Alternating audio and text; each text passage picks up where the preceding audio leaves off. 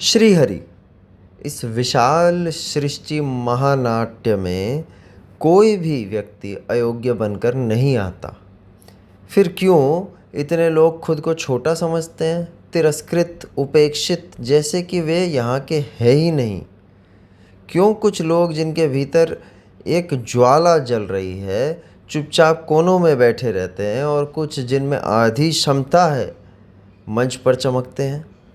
ऐसा इसलिए नहीं क्योंकि वे अयोग्य हैं, बल्कि इसलिए क्योंकि इस संसार में एक व्यक्ति की कमी है जिसे हम योजक कहते हैं।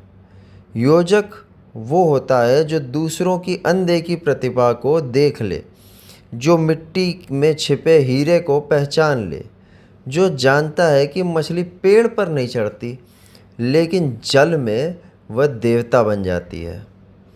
कुरुक्षेत्र के युद्ध में श्री कृष्ण ने धनुष नहीं उठाया, वे केवल और केवल अर्जुन के योजक बने, उसके सारथी बने, उसके मार्गदर्शक बने। और वही अर्जुन जो भ्रम में काँप रहा था, धर्म का महानायक बन गया। तो जब हम गौर से देखते हैं तो सबसे शक्तिशाली योद्धा को भी एक सही सारथी चाहिए होता है। और कई बार आपको कोई नई कला नहीं चाहिए, बस एक नई दिशा चाहिए। इस संसार में प्रतिभा के अनगिनत रूप हैं। विचारों में गहराई रखने वाला, शब्दों से आग लगाने वाला, मौन में नेतृत्व करने वाला, करुणा से चुपचाप चमत्कार करता है।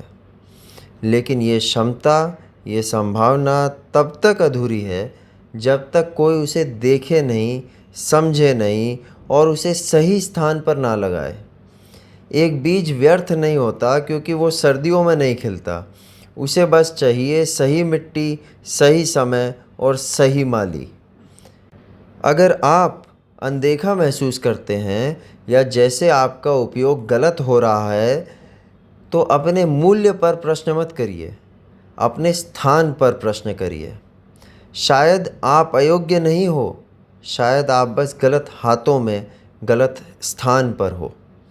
और यदि आप एक शिक्षक हो, एक माता हो, एक पिता हो, तो योजक बनिए।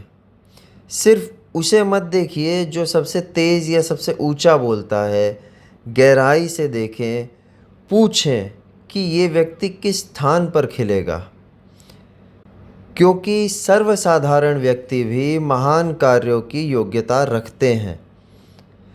तो या तो आप वो बने जो प्रतिभा को पहचान सके, या धैर्य से प्रतीक्षा करें जब तक सही आंखें आपको ना पहचाने। लेकिन कभी भी ये नहीं माने कि आप कम हैं। आप टूटी हुई कड़ी नहीं हैं, आप बस अपनी दिशा की प्रतीक्षा कर रहे हो। और जब वो दिशा आपको मिलेगी तो आपको दुनिया के पीछे भागना नहीं पड़ेगा, दुनिया खुद आपके पीछे आएगी। भगवत कृपा।